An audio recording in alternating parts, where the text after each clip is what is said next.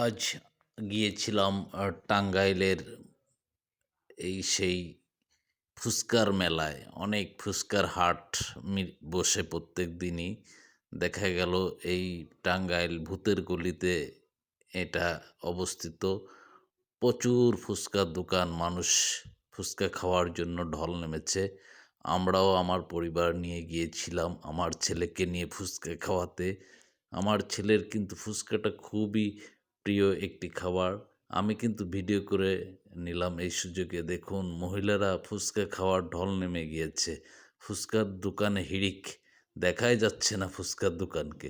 আমি পাশে ছোট্ট এক ছোট এক ভাইয়ের দোকানে ফুচকার অর্ডার দিলাম ১ প্লেট। সুন্দর করে তৈরি করছে, দেখুন কি সুন্দর। এটা সচরাচর এরকম লিকুইড জাতীয় যে ইয়েটা দিচ্ছে, মানে এটাকে কি বলা হয়, মসলা বা আ খাবার, যাই হোক, এটা কিন্তু সচরাচর অন্য কোথাও দেখি না। কোথাও, কোথাও শক্ততা দেয়। এখানে দেখলাম একটু তরল বেশি। আর এই শসা, পেঁয়াজ দিয়ে মসলা তৈরি করা। দেখে ভালোই লাগছে। ছেলেটা, অল্প বয়সী ছেলেটা কিন্তু ভালো বানাচ্ছে, তৈরি করছে। আমি কিন্তু ফুচকার ইয়েটাও ভালো, কোয়ালিটিটাও ভালো। মসলাও দেখলাম তাজা এবং খুবই ক্লিয়ার, স্বচ্ছ পরিষ্কার।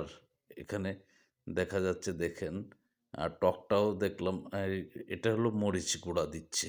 আর যে টকটা দিচ্ছে, টকটাও কিন্তু ভালো, একদম তেঁতুলের, ন্যাচারাল, কোনো ডুপ্লিকেট কোনো কিছু না। এই ধরনের টক দিয়ে কিন্তু ফুচকা খেতে অনেক মজা লাগে। আমি কখনো খাইনি, খুব কম খাই। আমার ছেলের আবার একটু প্রিয়। যেহেতু ও ছোট মানুষ, আমার ছেলে কিন্তু খেয়ে নিচ্ছে। খুবই তার প্রিয়। ছেলে কিন্তু একেকটাই একেকটা গালে পুরে দিচ্ছে। এবং শীত, এই অনেক শীত পড়েছে উত্তরবঙ্গে। ছেলে কিন্তু মাথায় টুপি পরে বসে আছে। আমরা যাচ্ছি ভূতের গলিতে টাঙ্গাইলে সিএনজি করে, দেখুন। খুবই সুন্দর একটা পরিবেশে আমরা ঘুরতে বেরিয়েছিলাম। অনেকদিন পর টাঙ্গাইল শহরটা ঘুরলাম আমরা সপরিবারে।